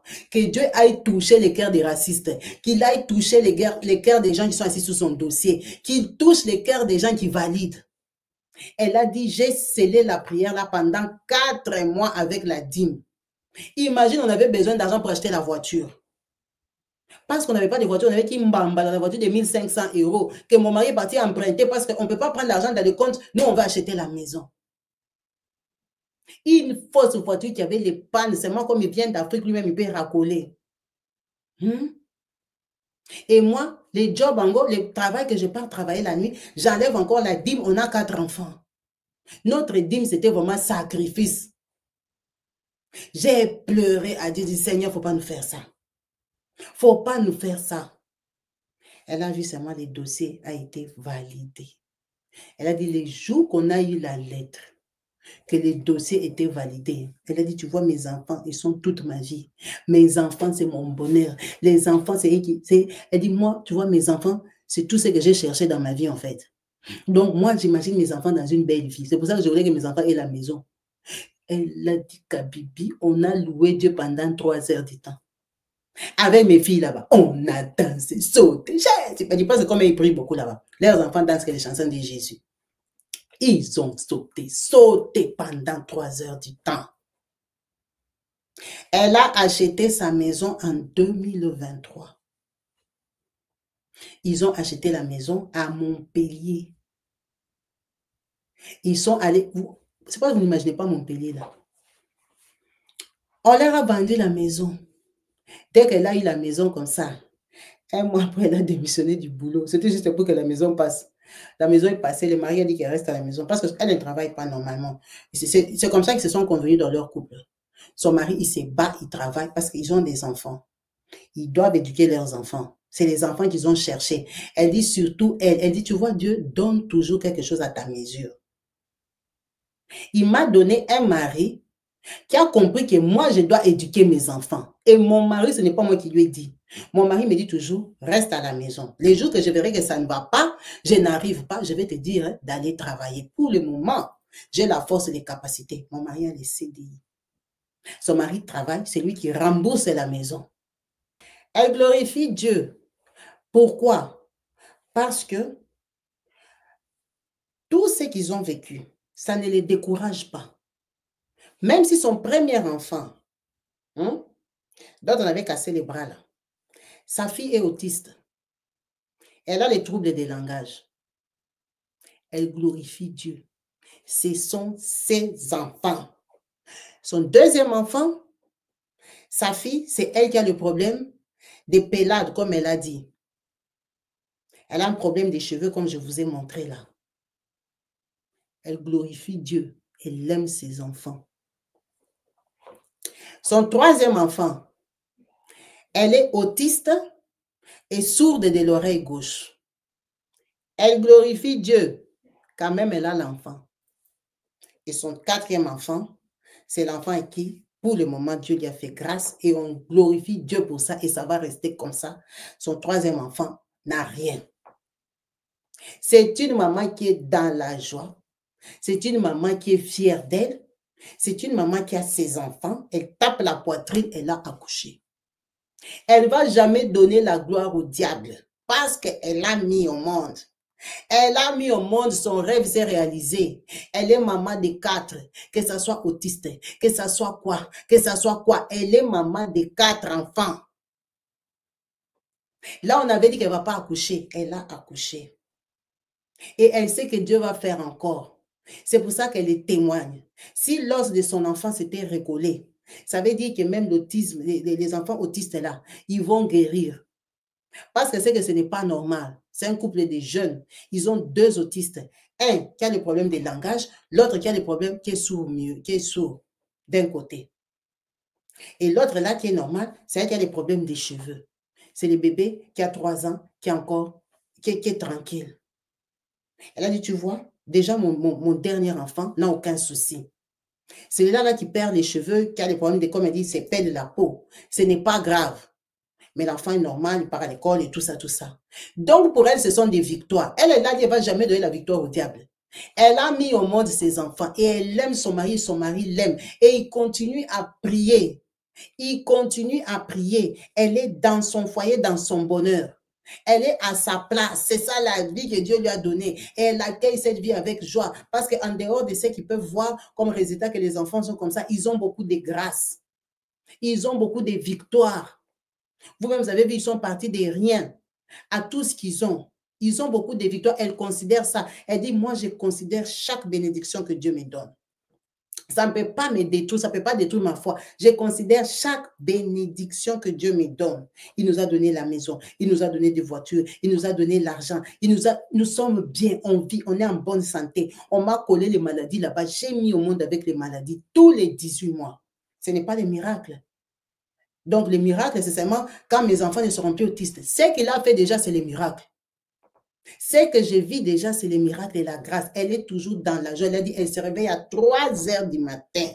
Tous les jours, elle s'élève. Elle sait qu'un jour, tous ses enfants ils seront normaux. Le mot autiste, là, va sortir de sa maison. Parce que si elle voit comment Dieu a réparé le bras de son enfant, ça veut dire que ce qui est devant elle là, c'est la rigolade.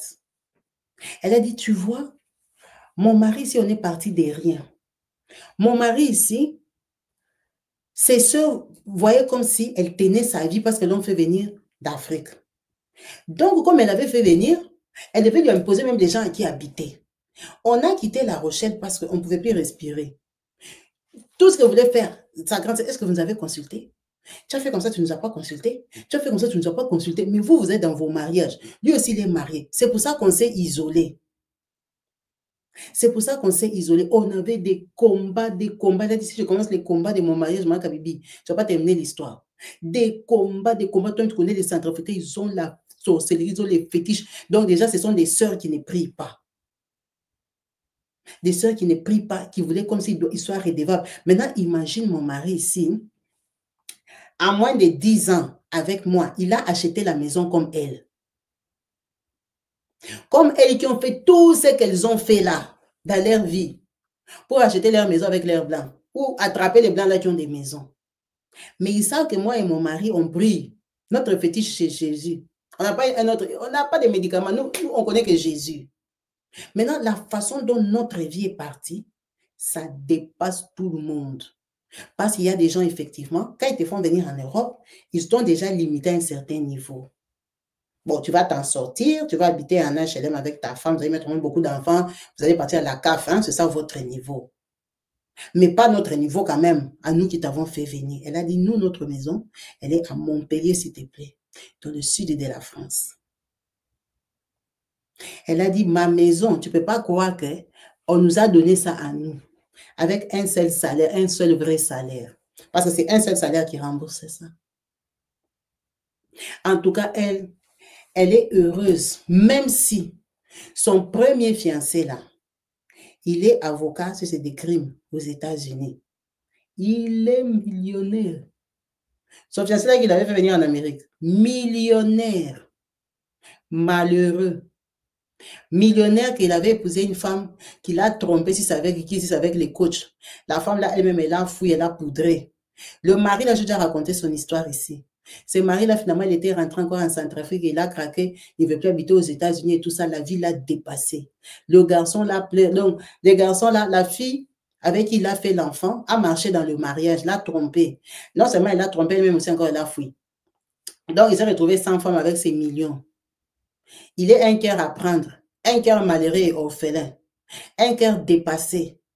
J'ai déjà raconté son histoire, cette maman, il y en a peut-être qui vont s'en souvenir, il y avait quelques années, là, il a appelé pour lui dire qu'il se remette après la honte qu'il lui avait collée. Après, c'est que lui avait fait, sa maman l'avait insulté, ils avaient fait des réunions. Je vais essayer de retrouver son histoire, je vais coller à celle-ci, vous allez vous rappeler.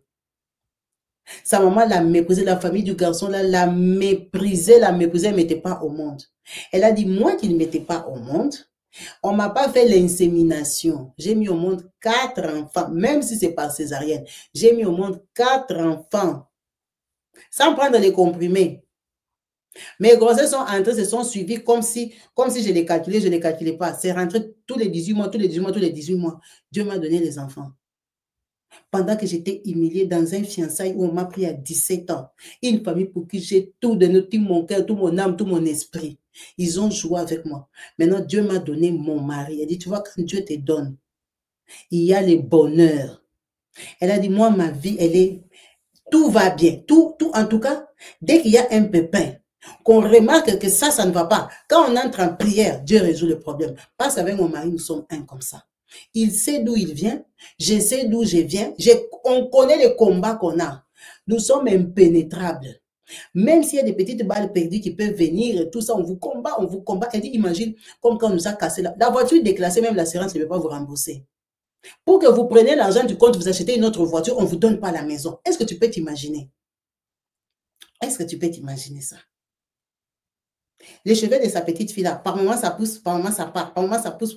Donc, jusqu'aujourd'hui, elle n'a jamais vu un dermatologue pour son enfant. Vu qu'ils avaient déménagé, ils sont partis comme ça. Elle n'a jamais vu un dermatologue pour son enfant.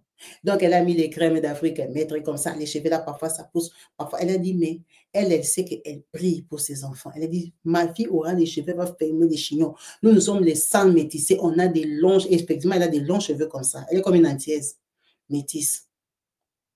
Elle dit, mon enfant va manquer les cheveux, pourquoi? Donc, cette maman ici, moi, elle m'a dit, elle se réveille à 2 heures ou 3 heures, à 3 heures du matin, tous les jours de sa vie. Elle prie, elle prie, elle prie, elle prie jusqu'à 5 heures du matin, tous les jours. Quand elle termine à 5 heures là-bas, elle commence à arranger et tout ça. Son mari prend le petit déjeuner, son mari part, elle arrange ses enfants. C'est-à-dire, c'est à ce moment-là que j'écoute Kabibi Show. Quand mon mari part, j'écoute comment on fait les exhortations là. Elle écoute, elle arrange ses enfants et tout. Elle les amène à l'école. Elle rentre dormir. Elle a dit, moi, je dors vers les 9 h, 10 h. C'est quand je termine mon sommeil. Je dors 11 h 30. Je me réveille. Je peux encore chercher les enfants à l'école. Elle a dit, c'est ça mon bonheur. C'était ça mon rêve. Elle a dit, tu ne peux pas t'imaginer c'est quoi rêver d'un enfant.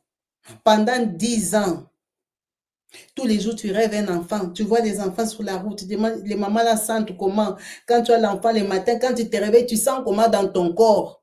Tu sens comment dans ta maison. Kabibi, j'ai rêvé de ça. Parce qu'en plus, j'avais un gars. Et un gars fructueux. Un avocat aux États-Unis. J'ai raté le bonheur comme ça aux États-Unis. C'est passé sous mon nez. Elle a dit, mais ce n'était pas le bonheur. Ça allait venir avec les chagrins. Parce que c'était un mari que je n'avais même pas demandé à Dieu. C'était un mari de la jeunesse, de l'amour, parce que papa avait ses femmes, il m'énervait et tout ça, que je suis partie l'aimer, je suis partie habiter chez eux, sa famille m'avait adopté et tout ça, on s'entendait. C'était le mari de la jeunesse. Et c'était mon premier et mon seul. Donc, j'étais dans les normes des bonnes femmes. Mais ce n'était pas un mari demandé que Dieu m'a donné. Parce que celui-ci-là, il craignait Dieu. Et on a prié, on est parti faire les examens. Les examens nous disent que nous sommes bien. Mais quand on s'est marié pour accoucher, les examens ont changé. Je suis devenue diabétique, je suis devenue hypertendue. Elle a dit tout ça là. Quand je ne suis pas enceinte, je n'en ai pas. Donc, comme elle est là, elle raconte des choses, elle n'a pas ça. Elle a dit ça vient seulement avec les grossesses. Que ça vienne comme ça vienne. Elle a dit de toute façon, elle déclare sur ses grossesses tous les jours. Ça vient comme ça vient. Si vous voulez me faire les diabètes, vous n'avez qu'à faire les diabètes, mais moi, je vais accoucher mes enfants. Donc, elle a partagé cette histoire pour dire à une femme de ne pas désespérer, de continuer à croire que Dieu est tout puissant. Même quand tu vois les tourbillons, elle dit, tu vois normalement dans la médecine, hein, quand tu as l'hypertension et le diabète stationnel, comme ils ont dit là, hein, on va te conseiller de ne mets plus au monde. On va te dire que madame, l'année prochaine, ne venez pas, hein, vous allez mourir. Vous allez y passer, madame. Elle dit, mais comme je sais que ce n'est pas normal, je mets au monde mes enfants. J'ai mis au monde 4 césariennes tous les 2 ans, tous les 2 ans, tous les 2 ans. Parce que c'est que ce sont des combats. Ce n'est pas normal. Elle dit, le jour que j'avais vu les bras de mon enfant, comme je vous ai montré, cassé, et cet enfant-là n'a jamais été opéré, c'est quand j'avais compris que la sorcellerie a les niveaux et niveaux, qu'il y a les maladies sorcellériques, il y a des handicaps sorcellériques, ce n'est pas l'handicap. C'est la sorcellerie qui t'a rendu handicapé. Elle a dit, la sorcellerie a débloqué les os de mon enfant. Tellement que c'était signé que je ne vais jamais mettre au monde. Jusqu'à tu mets au monde. Elle dit, imagine, c'est en Europe. Ils ont cassé les bras de l'enfant. L'enfant pleurait. Ils n'ont pas fait des radios. Ils n'ont pas vu et tous. Parce que l'enfant, en fait, il n'était pas fracturé. C'est pour ça qu'ils n'ont pas vu. L'enfant était fracturé spirituellement. C'est pour ça que ça s'est remis tout seul. Parce qu'on a chassé le démon. Elle a dit, toi, tu peux comprendre, tu es à l'hôpital. L'enfant est fracturé. L'enfant pleure. Tu es à l'hôpital. En pédiatrie, tous ils connaissent leur travail. Ils ne vont même pas faire l'examen à l'enfant. Personne n'a vu mon sortir de l'hôpital que au revoir, tout va bien. La dame là venait à la maison, c'est moi qui lui ai dit. Mais quand elle venait, la sage-femme, elle ne voyait rien du tout. Rien du tout. C'est moi qui m'inquiétais, qui pleurais, qui priais pour moi, mais je ne comprenais pas. Je savais que l'enfant ici, ça ne va pas. L'enfant ici, ça ne va pas. Le médecin fait la radio, le médecin fait le projet d'opérer mon enfant. Le médecin là, jusqu'aujourd'hui, n'a jamais rien compris. Il n'a jamais rien compris. Le médecin a déclaré même handicap. Parce que le médecin, ça l'a dépassé. Comme ils avaient calculé les bras, les longueurs et tout ça, ils savaient que mon enfant sera handicapé. C'est pour ça que quand il pleurait, il mettait le bras derrière. Parce que le bras là n'aura pas la force. Ça prenait déjà la forme de l'handicap. Elle dit, tu peux t'imaginer un peu de sorcellerie au niveau comme ça. Elle a dit, dis-moi comment je peux dormir toute la nuit, je rêve. Je ne peux pas dormir toute la nuit. Parce que je sais qu'il ne dorment pas pour mon cas, ils ne dorment pas pour mon dossier, ils ne dorment pas pour mes enfants, ils ne dorment pas pour mon bonheur. Ça les dépasse, je les ai échappés, ça dépasse leur frère les a échappés. Donc, c'est son témoignage pour fortifier une personne qui est lève-toi dans la prière. Lève-toi, Dieu répond. Il n'a pas de limites. Lève-toi, Dieu répond. Ne regarde pas que non, Kabibi, ça a déjà touché les cerveaux. Hein, tu vois comme si on m'avait opéré. Prie. Si c'est diabolique, ça va partir. Si c'est diabolique, si c'est moi quand toi tu commences le travail comme ça, les dos commencent, les dos. Prie pour ton dos. Ton dos, quand tu ne travailles pas, il est normal. Pourquoi quand toi tu commences seulement le boulot, les dos commencent à te faire mal? On te jette des douleurs pour que tu restes dans la pauvreté. On te jette des maladies pour que tu ne gagnes rien. La sécheresse ne vient pas seulement comme ça. La sécheresse vient sous toutes les formes. Si tu n'as pas la santé, tu auras la sécheresse dans la maison. Tu vas gagner la vie comment? Tu vas la gagner comment? Notre maman a voulu vraiment exhorter quelqu'un par son témoignage personnel. Ils sont partis de rien. Elle avait les papiers des États-Unis, elle avait les cartes de 1 an. Lui aussi, il venait d'arriver en Europe. Aujourd'hui, ils ont la nationalité, ils sont propriétaires. Ils sont propriétaires d'une maison, ils n'ont pas 40 ans. Eux deux, ce sont des jeunes. Ils n'ont pas 40 ans. En 10 ans, ils ont fait tout ce que je vous ai raconté là. Parce qu'elle a des petits-enfants. Tu m'as dit ton aîné a... Je crois que ton aîné a 7 ans. Ton aîné a 7 ans, 5 ans, si c'est combien. En tout cas, vous-même calculez, elle n'a pas de grands-enfants. En tout cas, si elle a beaucoup d'années de mariage, c'est 10 ans. Elle a des petits-enfants. Ce sont des petits, les enfants là dont je passe. Vous avez vu la photo de son enfant? Parce que les amis au moins tous les 2 ans, 2 ans, 2 ans. Donc, si elle a traîné, c'est peut-être 10 ans de mariage. Donc, elle a partagé sa foi, elle a partagé ses victoires, elle a partagé sa grâce pour qu'une personne la saisisse. Une personne se sert de ça pour prier, pour dire que Dieu, comme tu as agi dans la vie de la sœur là, agit aussi dans ma vie parce que Dieu agit, Dieu répond. Il est le même aujourd'hui éternellement. Il n'a pas changé, il répond à ses enfants. Il répond à ses enfants, même quand tu vois les tourbillons, tu vois un combat, sache seulement que la victoire est au bout. Toi, ne lâche pas, continue seulement à prier. Ne sois pas intimidé par les situations. Ne sois pas intimidé. Dis, tu vois, dans la vraie vie, imagine pendant 7 mois, dit c'était l'hiver. J'ai parti au travail, j'ai laissé les bébés. À un mari qui a travaillé toute la journée. Le gars, il venait, il dormait comme ça dans la voiture. Donc, quand je descends là-bas, à 23h, je viens, je le trouve là déjà. Il est en train de dormir sous le volant. Tous les gars triomphent là derrière. Il est KO. Il a mangé lui-même. Il s'est occupé d'eux. Les enfants ne dorment pas parce qu'il ne peut pas sortir, laisser des petits, venir avec 2 petits. Il prenait tous les 4, viennent s'asseoir en bas de l'immeuble pour m'attendre. Tout ça pour qu'on achète une maison. Il dit vraiment, si tu es une maman sensée, tu vas laisser le boulot, non? Tu vas dire, ah, de toute façon, on est dans les duplex. Laissons seulement. Tout ça, c'est pour que vous n'arrivez pas à faire ce que le désir de votre cœur, ce que vous demandez à Dieu, ce que vous souhaitez, c'est que pour que vous n'arrivez pas à avoir la bénédiction que Dieu a déjà prévue pour vous. Il y avait le sacrifice, l'effort physique, il y avait l'investissement et il y avait la grâce et la main de Dieu sur nous. Il y avait ça et aujourd'hui, en tout cas, nous sommes satisfaits de notre vie. Nous ne sommes pas des millionnaires. Je ne regrette pas les millions de l'avocat là. Je glorifie Dieu pour ma paix, pour ma joie, pour ma vie. Donc, elle est tranquille. Merci beaucoup, maman. Merci pour ce témoignage. Merci pour cet enseignement. Merci pour toutes ces gloires que nous sommes en train de dire, de témoigner ici. Merci à vous qui suivez cette vidéo. N'hésitez pas à partager les témoignages, à fortifier votre foi, à rester serein, à savoir qu'il est tout puissant. Il va faire, il va toujours agir. Sur ce, on va s'arrêter là pour cette vidéo. Je vous dis à la prochaine. Peace and love chez vous. Bye. Paix et grâce sur toi, Maman Kabibi. Paix et grâce encore sur la team, au nom de Jésus. Tout ce que je peux dire, c'est que vous soyez préparés. Et je prie que vous soyez préparés. Mets ta main sur la poitrine simplement. Père, je recommande l'âme de chacun entre tes saintes et divines mains. Je te recommande leur esprit. Et je prie, Père, que tu les amènes à se préparer, que tu les accompagnes dans leur préparation. Et que nous nous retrouvons samedi pour la prière. Que tu sois béni et glorifié au nom de Jésus-Christ. Amen.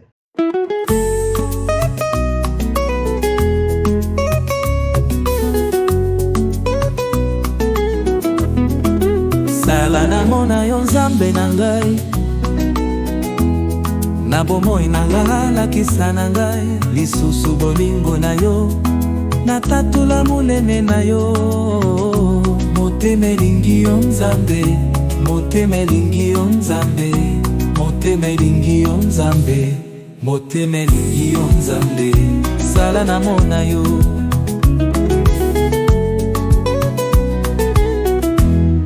Na bomoi na ngai, lakisa ngai, lisusu bolingo na yo, natatola monene na yo. Papa po bolingo na yo, eleki na monene solo. Motema elingi yo Nzambe, motema elingi yo Nzambe, motema elingi yo Nzambe, sala namona yo. Papa namona yo Nzambe na ngai, sala lisusu Nzambe na ngai, sala pardon Nzambe na ngai.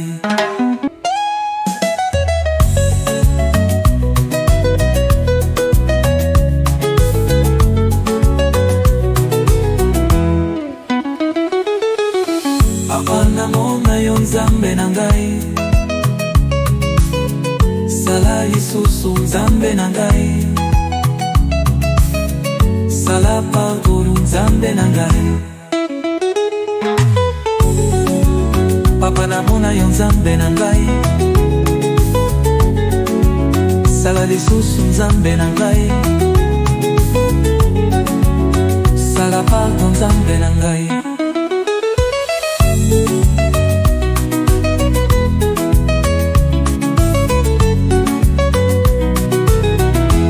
Na bomoi na ngai, lakisa ngai, lisusu bolingo na yo, natatola monene na yo. Papa po bolingo na yo, eleki na monene solo. Motema elingi yo Nzambe, motema elingi yo Nzambe, motema elingi yo Nzambe, sala namona yo. Papa namona yo Nzambe na ngai, sala lisusu Nzambe na ngai, sala pardon Nzambe na ngai.